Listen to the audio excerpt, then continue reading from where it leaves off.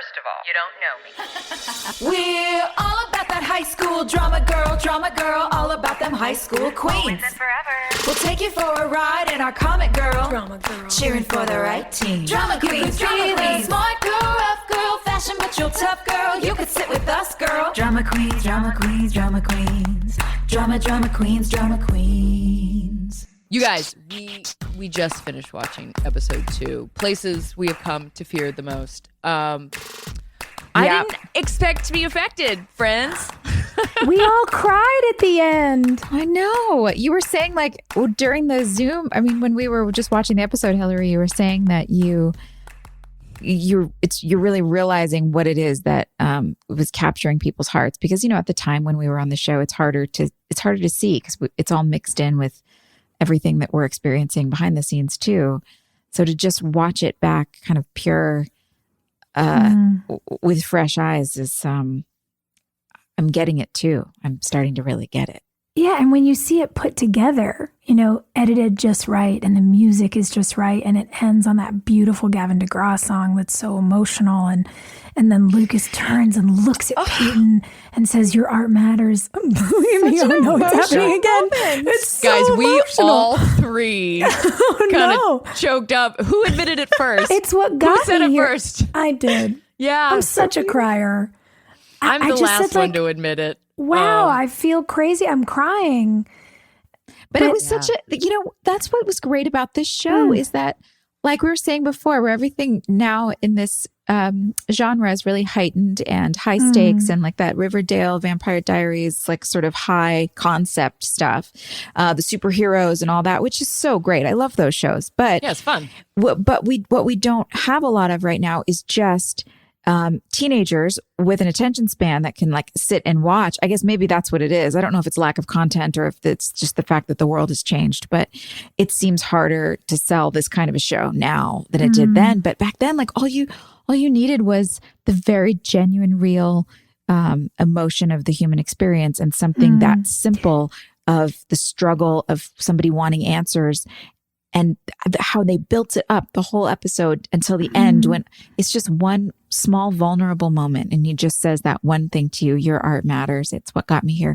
He didn't have to say that, but it was vulnerable. And it's exactly what every teenage girl wants a cute boy to turn and say something vulnerable and meaningful to her. Immediately I was like 16 again, like, oh my God, I just want that. Well, and I think what's really interesting is that in a way that never goes away, right? Yeah. We grow up and then we realize inside of us are still scared kids. Is that why people like this show? I think so, maybe. Because one thing I will say is I get what you mean. Like these high concept shows have really evolved now, but people are still watching our show. Yeah. And I think it's because at the root of it, it gave a bunch of people permission to be scared, to be vulnerable, to be complex, to feel feelings. And like, no matter in what ways they might have been succeeding or how good their lives were at home, or perhaps how rough their lives were at home, they had a place to come and feel vulnerable and feel like they could take risks. It's a risk to turn around and look at the girl at the basketball game and say that to her when her boyfriend is standing over there. But we took these risks to be seen on screen, and I think so many people crave that now. It's such a teeny tiny moment. And I honestly, like, that line is the line that fans say to me more than any other line. Yeah. And it is ingrained in, I have it embroidered from a fan, like hanging up on a wall in my house. And it's to watch it back, because I haven't seen it since it aired, is so weird because it's such a small moment and it made such a big impact. And like, I'm coming off of a weird weekend.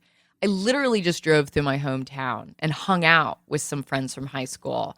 Wow. And shared all these like vulnerable things with them that I didn't have the moxie or confidence to tell them when we were 17 in real life.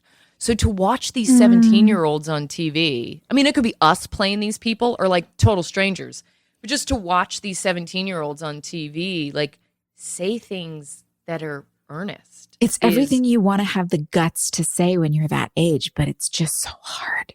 it's shocking to watch. Yeah, It the felt fear of like- rejection. Yeah. But in that moment on the court, did it feel like did you feel it in that moment, how powerful that was? Or only within the storytelling that we're watching back? I think I was so scared of the process of filmmaking while we were doing it that everything to me was like, how do I hit my mark? How do I find lens? How do I like do all these things? And I joke all the time about how at the time, like Chad, I was so mean to Chad when we first started shooting the show. I was just like, don't even look at me. You're just a dumb boy, whatever. Because I was such a snarky little brat. And so watching it, I have this joke where I'm like, I believe in the power of the edit, right? Where you can like do a totally dorky scene, but when they lay some good music on it, I mean, you know what I mean? When they piece it together, the end of that episode, I believe in the power of that edit. They did a really solid job making that feel like a punch in the gut. Yeah.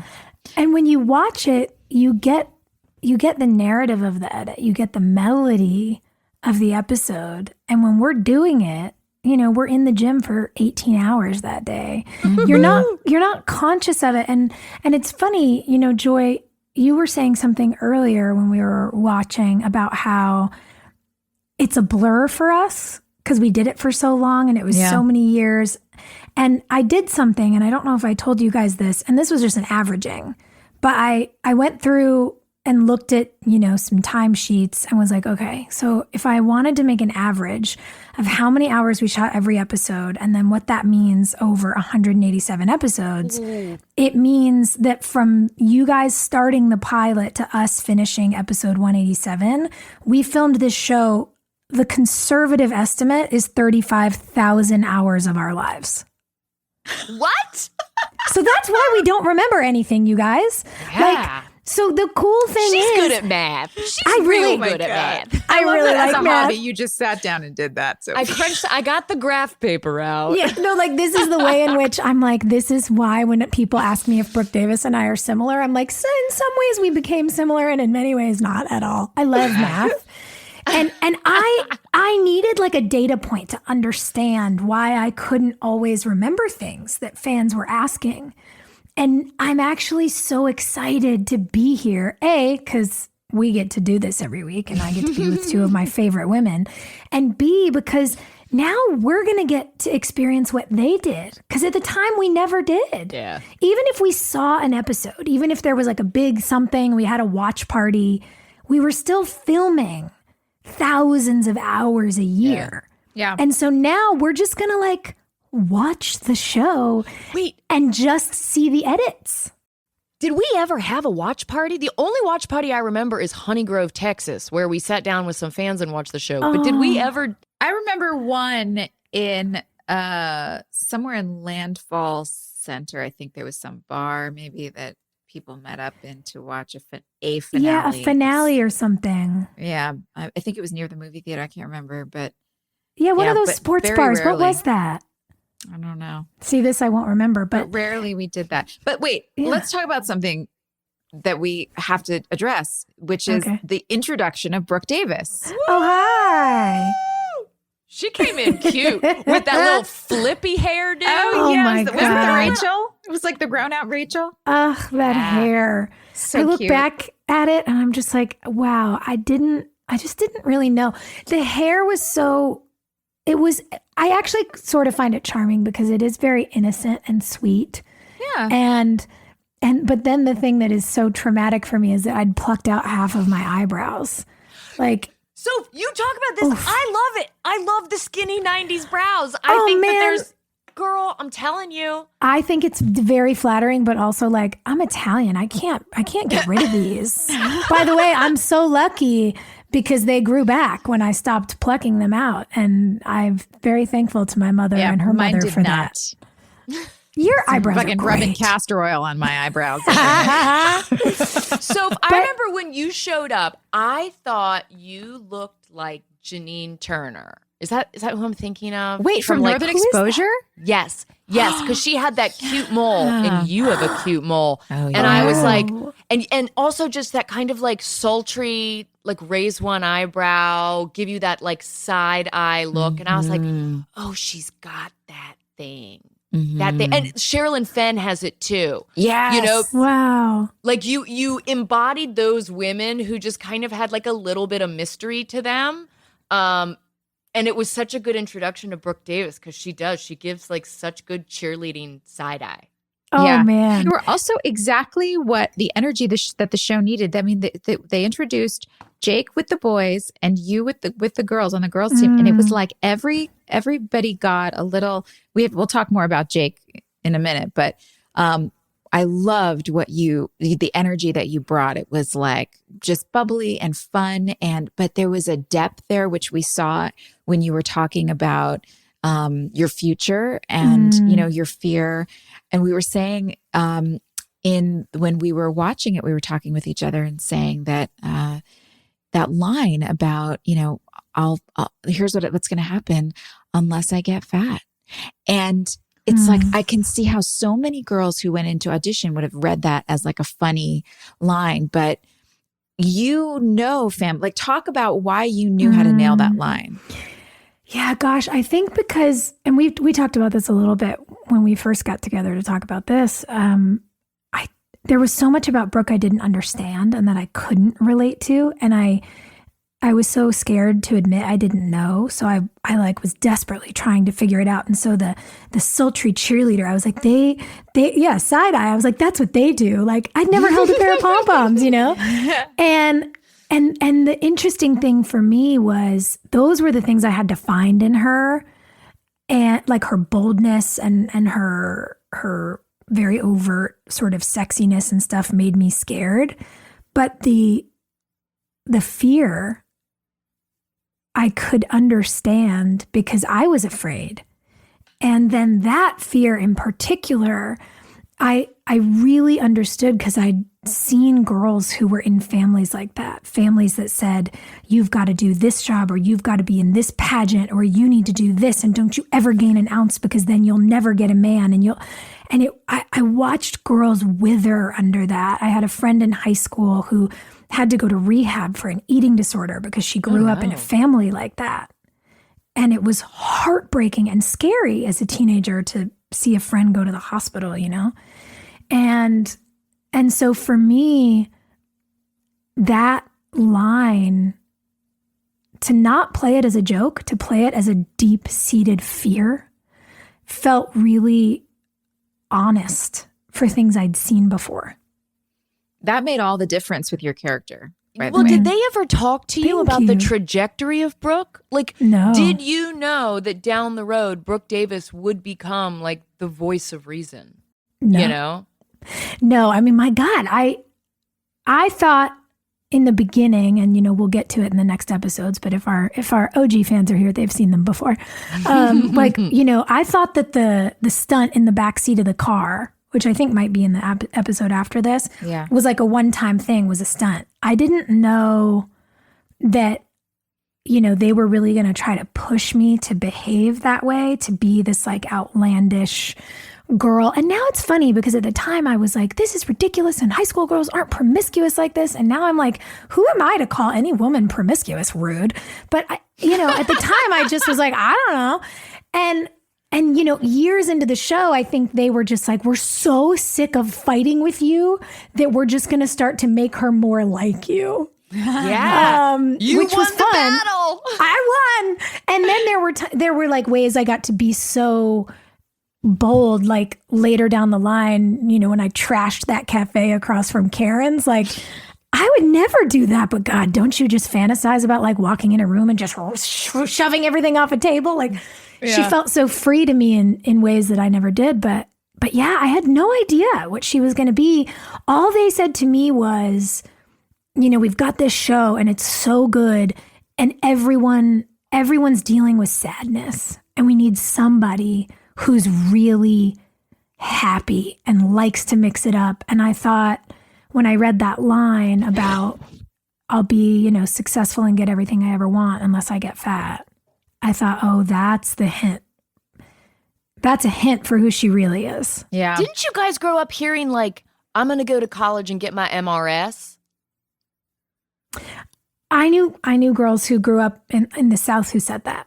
I don't know what an MRS is. I'm sorry. You're Mrs. You're Mrs. That's your degree. You're going to go to college to find a husband. Whoever you're dating your senior year in college. Oh, that's such a Southern thing to say. Isn't Yeah, it? I mean, where I grew up, it was like, oh yeah, I'm going here to get my MRS. You know, all the engineers go to this school, all the architects go to this school, all the lawyers go to this school. Yeah, that's a very Southern, and well, I guess like upper echelon East Coast too, but I don't know that they'd say it that way. I mean, the rednecks still say it, Joy. Yeah, I know. I mean, yeah, I lived in Dallas till I was 12. I should know. That's how you get out of that lower system. You're like, I'm gonna go get my MRS. She got into the state school. She's gonna do well. You know. That's funny. Think about the trajectory that Brooke took, though. That's so interesting that you would start in that place of genuinely feel like just being like all those other, you know, the example of all those other type of girls that you are just talking about, which I hate saying anyway, type of anything, like just the generalization. Everyone's obviously got all their own individual struggles, but there is some sort of collective community similarity in that way that she would have come from. And to see her go from that to the incredibly empowered woman that she became. I mean, that's such an interesting and heroic journey. I loved that. I did too. And I loved that she made it feel possible for so many people. And I loved that she always found it with women. So many girls are raised to seek validation from men. You know, and I even think back to all of us being kids and, you know, trying to figure it out and be in relationships while we were there. And that's how you think you're a grown-up. But really, you grow up, really, you find your people in the women in your lives, first and foremost. And, you know, we've all been together for a hell of a lot longer than most of us have been with anybody else. You know what I mean? It's true. We've been in love longer than I've been in my marriage. Exactly. And so then I was like, wait, how long is it? 12 years? I was like trying to do the math real quick in my head. I need to write it down when I do it. But I thought that was so special. Like even you talking about her trajectory, you know, Brooke launched her business living with Haley. Brooke made decisions about her future with Peyton. Like I loved being able to, despite so many ways in which like a group of old men writing for us made us say shit that teenage girls would never say. Your porn name? Come on. We would never. Yeah, the porn name. But which, like okay, as long as we're addressing it, what are our porn names? Yeah. Wait. Oh, no. Wait, it's your first pet and your mother's maiden name? My first pet was Shepherd, and my mom's maiden name is... Well, I can't tell people my mother's maiden name. That's like questions that the Social Security office calls and asks you. Wait, then what are our characters' mother's maiden names? Do we know that? Well, then I just said mine, so you guys go. Oh, yeah. Mine's Bunny Brigard. Well, do you know Ellie's maiden name? I don't know Victoria's. Ellie Harp. It was Harp. Oh. I don't think Peyton had a pet. I had a dog named Misty. I feel like she would have had a lizard. Harp? Misty Harp. Misty Harp definitely got her MRS. Yeah, to she any got her. Misty Harps out there, I'm so sorry. I just want to fully disclose that was just a joke. Gosh, I don't know that Victoria had a maiden name that I was aware of. But our first dog's name was Bouncer because my mom used to joke that he was her bodyguard. So Bouncer Davis is kind of hideous when you think about it in terms of porn. Visual. It's a visual. Oh my God. I just see boobs everywhere. But totally not something that a teenage girl would talk about, by the way. Joy, you handled the naughty talk, baby. You handled you know what? Here's why I had to. Because oh my gosh, wait. Guys, we have a producer. It's Victoria Montgomery. See, this is why we have people helping us make this show because they know the things we don't. So Bouncer Montgomery is even worse. Bouncer Montgomery. It sounds like an old Southern Gothic. Oh my God. William Faulkner character. Bouncer Montgomery. But go back because you're right. You nailed it. The reason why I had to was, I mean, it's definitely something that I would have said something about, like, I don't want to, why are we talking about this? It's not something teenage girls would talk about. And I was also really conservative and at the time and just very, I was kind of uncomfortable at the time. We'll talk more later. Disclaimer. We'll talk more about where you are now after the show. But look, I mean, when I joined the show, I was told in no uncertain terms, this show is about fucking and sucking. Oh my God, I can't believe they said that to you. That's what I was told. I just almost spit That's LaCroix not the out of pitch my nose. I got. What? It Who was like, said that so to you? if she's going to be prude, she can't be on this show. Mm-hmm. And it was just so outrageous. So anyway, so I knew that, I was going to have to I knew my character, so I wasn't concerned that my character was like going to go in a direction that I would have felt compromised in or whatever. So I was like, you okay, didn't think you whatever. were going to wind up naked in a backseat? I didn't. Like if it was on to That's right.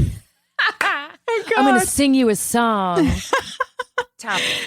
Yeah. So when that line showed up in the script, I was like, okay, I'm just gonna, pardon the pun, I'm gonna suck it up. And Oh my God. It writes itself. Oh my God. yeah. So that's where that came from. Anyway. But by the way, 2 episodes in a row now, Haley's making comparisons to Dawson and Joey. Yeah. Because you say it's Dawson's freak. Like, did you think that Haley and Lucas were hooking up in the show? I did. I thought for sure. Oh, that you guys- same. Yeah. I think that's what they were originally going for, but Chad and I had no chemistry. So it just didn't work. Yeah. I mean, I kind of felt that way with James because when I met James on the pilot, like we went out with our parents, and like we were buddies. And I also was like such a prude that I hadn't like really kissed that many people in real life. So, kissing James on the show was like weird. And that was hot and heavy in the backseat. Yeah, Well, you guys had to like, guys, go at it in that No, car. they shot that scene multiple times because they realized that like neither one of us had ever kissed on television before.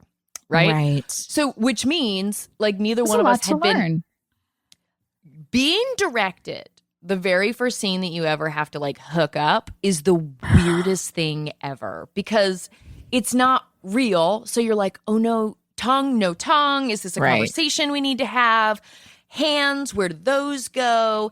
And you're a teenager. You're so awkward talking about your body Oh or my God. kissing anybody in the first place. And I was 21 and James was 17 and there was a Oh, man. legality thing in the back of my mind where I'm like, God. am I going to prison? Like, what's Oh, happening? man. So there was just so much going on, and there's 40 people standing around, and you're shooting it at 4:00 in the morning, and everybody just wants to go home, and you're like, God damn it, just kiss me the way we're supposed to kiss, and like, I don't know what to do, and you're supposed to know what to do. I don't know what to do. Yeah, they're like, run your hand up her leg. And he's probably Yes. like, is this okay? Can I do? I don't Joy, they did a whole series of inserts of just his hands on different body parts of mine. And I'm just thinking, like, did I put lotion on? Did I shave? Like, Yeah. are we supposed to shave from the knee up now? Because I'd been one of those girls where, like, you were a slut if you shaved from the knee up, And I don't think it was till I joined the show that I was like, oh, yeah, I guess I should do that. When they start doing insert work on your thigh. Oh my God. Yeah, it was just that was so traumatic. And oh my God, I didn't think about this till just now. What? You know what made me realize that James was like a child is that we did this like a whole take of kissing and it went on and on and on and on. And I'm like, somebody yell cut. This is so uncomfortable. And finally they yell cut and James goes, SSORG. And I was like, What is that? I said, SSORG? I remember this. What is SSORG? And he goes, it's gross backwards. And I You made t-shirts, Hilarie. I did. Because I was You like, made oh my God, SSORG I'm talking shirts. to a teenager right He's a literal teenager. SSORG. SSORG. Yeah. Kissing you is SSORG. Kissing you so SSORG right now. Yeah. Oh my God. It was gross, guys. Sorry. Oh my God. That's so Oh funny. my God. I was jealous because I was like, all of Joy's kisses with James seem really like passionate and really like gentle and loving. And James and I, Like we were like two cobras just biting each other. It really captured the teenage hormones, like attacking each other. Is this how we do it? Just smash your face against mine. Come on. Yeah, let's headbutt each other, chip our teeth. Yeah. But interestingly, it feels so authentic. Oh, for sure. Like so much of what was so special about the show is how authentic things felt and how honest they were and like unpolished. Who was your first kiss in real life? Sophia, go. No, you go. Okay. Oh my God, I'm red. I mean, I had like there was like a summer camp kiss with this really tall, green-eyed Spanish boy. Wow. Who was very tall and Wow. chubby and just super like a big, like a linebacker. And he kissed me out on the ropes course at summer camp. But there was no tongue. There was no tongue. It was just lips. And I wrote that in my diary. It was a smooch, but it was like slow and sweet. But then my first French kiss was this boy. And we were in his basement and he kissed me, but he licked all the outside of my mouth. All out there. I guess neither of us knew what we were doing, but I definitely knew. I was like, I feel like this is not the way it's supposed to be done. No. Isn't it nice that there's not video evidence of that? Thank you, Lord. Oh, man. Oh, no. I will say, and I will never tell you who, but I had one of the most aggressive and inappropriate kisses I've ever had on camera on our show. What? Oh, I know exactly what you're talking about. You know what it is. Yep. I feel like, Joy, I've told you this, but This sounds kind of familiar. I will never reveal to the audience, but I was bitten by someone. Oh, that's right. On our show. And when They're I gonna said, watch what? for it the whole time now. I don't think that take made it because I hit him. I mean, I didn't like hit him in the face. I just like shoved him back because it really hurt. And I said, what are you doing? And he goes, I'm being sexy. And I was like, it's not sexy. You're like, I'm bleeding. There has to be like somewhere there's probably that in an outtake. And for his sake, I hope it doesn't come out because like I don't want to ruin his future prospects. But oh man, I was like, you need to talk to someone about this and don't bite my face again, sir. Sexual activity is such a luck of the draw thing as you grow up in life, like who you end up being able to kiss Learn from. Yeah, exactly. I mean, it makes a big difference. Hilarie, who'd you kiss for the first time? Well, my first like prude kiss, no tongue kiss. That's the differentiation. Tongue, no tongue. Mm-hmm. Yeah, exactly. Tongue, no tongue.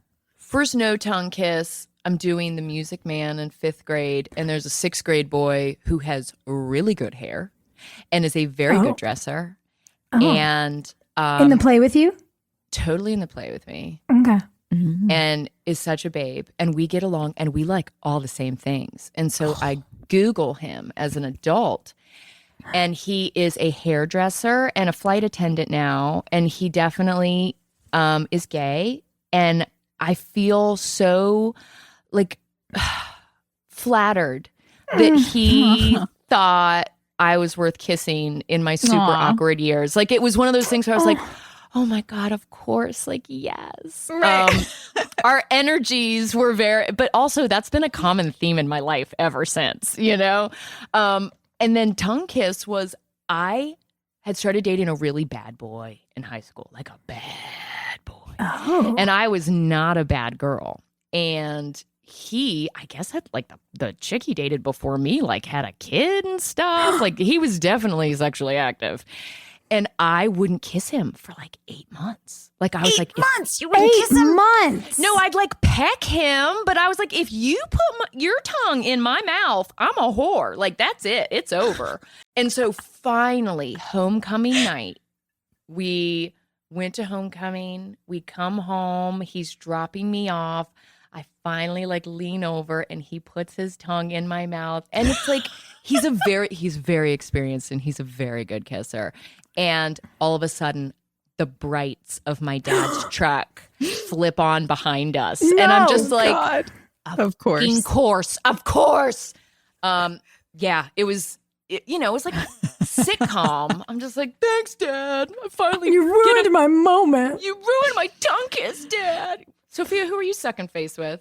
Oh man, it's so sweet. My first no tongue kiss and my first French kiss were with the same person. No, are you Yeah. serious? Yeah, my high school sweetheart until the end of my junior year in high school was my best friend from summer camp since I was 9. Oh my God. Like the sweetest little bunny, just the best person. And I feel like on the one hand, so lucky.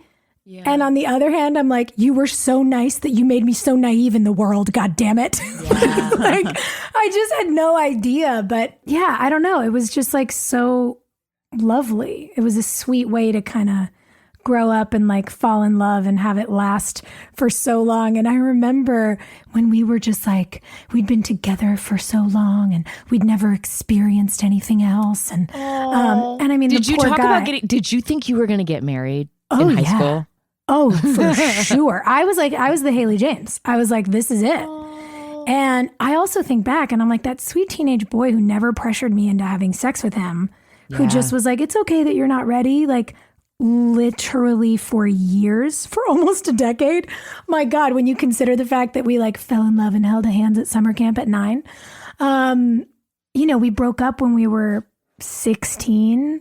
And I remember just being devastated. I remember laying on the floor, like the cold tile floor of the bathroom, just sobbing because I was like, I don't know how this has happened. And I know it's right, but what's going on? And I went to school and I had told my best friend.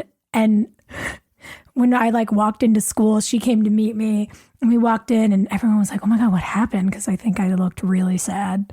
And she said, she looked at 2 of the girls we were friends with and she goes, the couple of the century just broke up. And they said, we heard about Brad Pitt and Jennifer Aniston. And they were like, no, you ding dongs. Or it was Brad and Gwyneth back then, actually. What am I saying? It was. Right. And we were all so sad because they were like so emo and hot and they had the same haircut. The same haircut. And she was like, no, Soph. And everyone was like, no. We were like the teenage love story. It was so sweet. Aw.